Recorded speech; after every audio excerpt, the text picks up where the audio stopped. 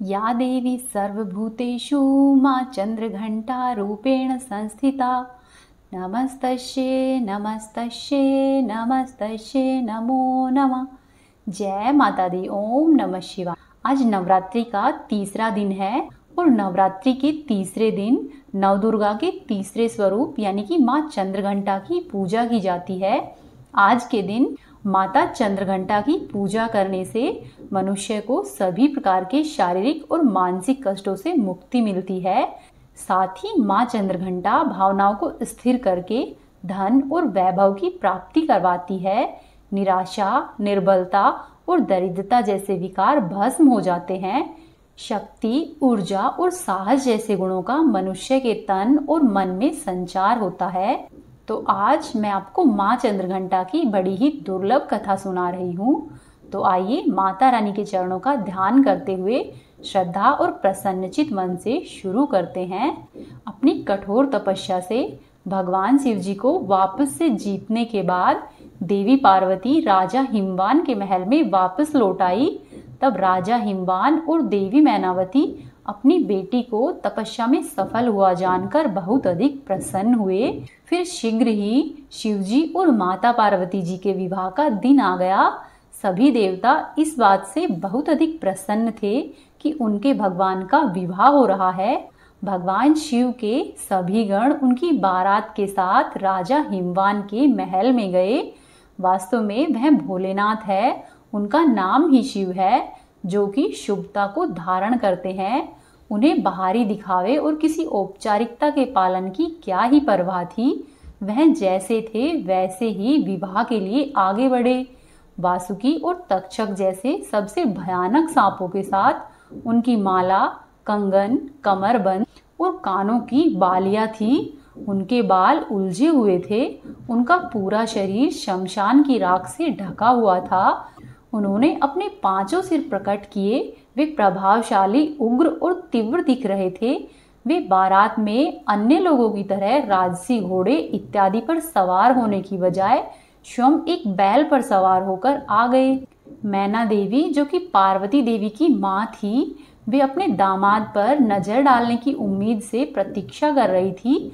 वो सोच रही थी कि मेरी बेटी ने जिनके लिए इतनी कठोर तपस्या की है, उनका रूप कितना सुहावना होगा। परंतु जब भगवान शिव उनके सामने आए तो माता मैना देवी को बहुत ही हैरानी हुई और वे निराश हो गई, क्योंकि भगवान शिव का रूप न केवल अरुचिकर था, बल्कि वे अत्यंत ही अनियंत्रित और विचित्र रूपों से घिरे हुए थे।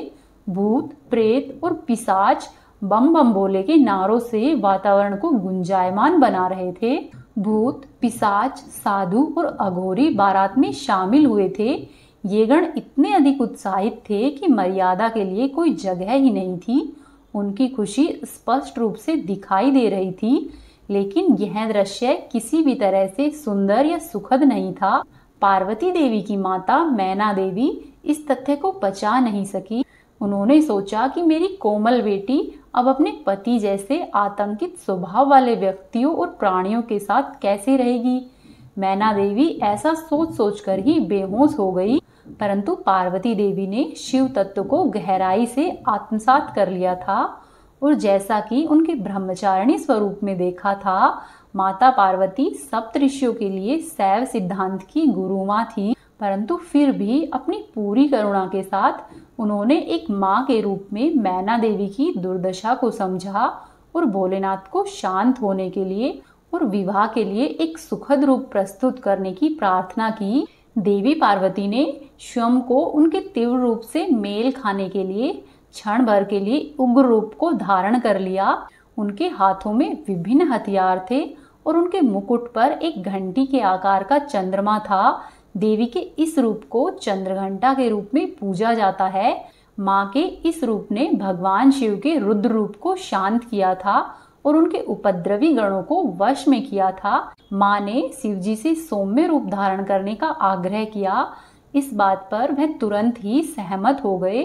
उनके अनुरोध पर शिवजी ने अपना भयानक रूप त्याग दिया और भगवान विष्णु को सबसे आकर्षक दूल्हे के रूप में स्वयं का श्रृंगार करने दिया। भगवान शिव जी के इस नए रूप को चंद्रशेखर या फिर सुंदरेश्वर के नाम से जाना गया। देवी पार्वती ने शिव जी के प्रति अपना प्रेम दिखाने के लिए, जिनकी जटाओं पर हमेशा ही आधा चंद्रमा रहता है, अपने माथे पर भी आधा चंद्रमा सजाया था। इसीलिए ही इनका नाम चंद्रघंटा पड़ा। विवाह के बाद देवी पार्वती एक शालीन और नई दुल्हन के रूप में भगवान शिव के साथ गई। भगवान शिव अभी भी ध्यान में डूबे हुए थे और देवी पार्वती एक बार फिर से हर दिन उनकी गुफा को साफ करती थी और उनकी सभी जरूरतों का ख्याल रखती थी। धीरे धीरे देवी पार्वती ने कैलाश में अपना नया घर स्थापित किया। इसी बीच तारकासुर बेचैन हो रहा था। अब जब शिव और उनकी शक्ति एकजुट हो गए, तब नवविवाहित के जीवन में सौहार्द को बाधित करने के लिए तारकासुर ने एक दुष्ट राक्षस जटकासुर को भेजा। जबकि भगवान शिव जी घोर तपस्या में लीन थे और माँ पार्वती अपने घर के कामकाज में, तब जटकासुर पूरी चमगादड़ सेना के साथ कैलाश पर्वत पर पहुंचा। जटकासुर और उसकी चमगादड़ सेना ने आकाश को केवल अपने पंखों से ही ढक लिया। उन्होंने माँ पार्वती के नए सजाए हुए घर को उजाड़ना शुरू कर दिया। अभी भी माँ पार्वती एक संकोची दुल्हन और राक्षसों व असुरों के तरीकों में नई माँ पार्वती ने शक्तिशाली नंदी की मदद लेने का फैसला लिया, लेकिन माता रानी को नंदी कहीं पर भी नहीं मिला।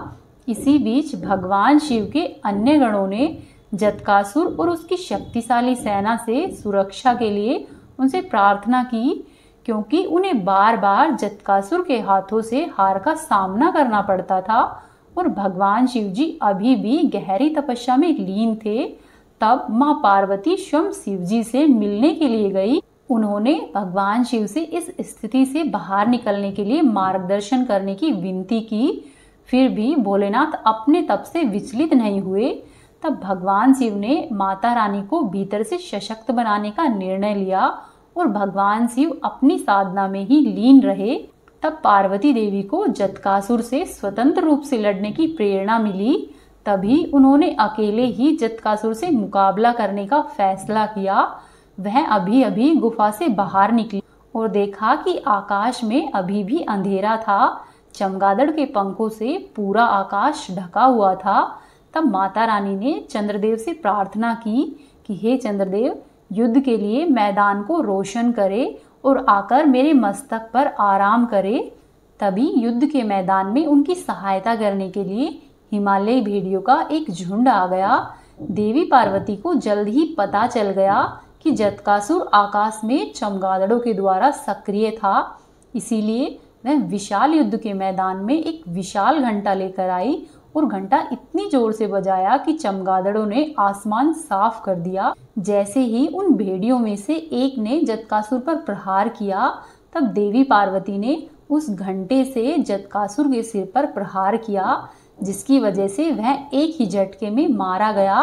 माथे पर चंद्र और हाथ में घंटा लिए हुए देवी के इस रूप को ब्रह्मदेव ने देवी चंद्रघंटा के रूप में महिमा मंडित किया। माँ चंद्रघंटा का रंग स्वर्ण के समान चमकीला होता है। इनके मस्तक में घंटे के आकार का अर्धचंद्र होता है, इसीलिए ही इन्हें चंद्रघंटा कहा गया है। माता रानी के 10 हाथ होते हैं। इनके हर हाथ में अलग अलग अस्त्र शस्त्र होते हैं। इनके हाथों में गदा, त्रिशूल, तलवार और धनुष होता है। माता रानी का वाहन सिंह है। इनकी मुद्रा युद्ध के लिए तैयार रहने की होती है। माता रानी के गले में सफेद फूलों की माला होती है और इनके सिर पर रत्नों से जड़ित एक मुकुट सजा होता है। माँ चंद्रघंटा हमेशा ही शरण में आए हुए भक्तों की रक्षा करती है। माँ चंद्रघंटा की पूजा करने से व्यक्ति में वैराग्य, सदाचार, सहनशीलता और संयम बढ़ता है। बोलो माँ चंद्रघंटा की जय। जय माँ भगवती।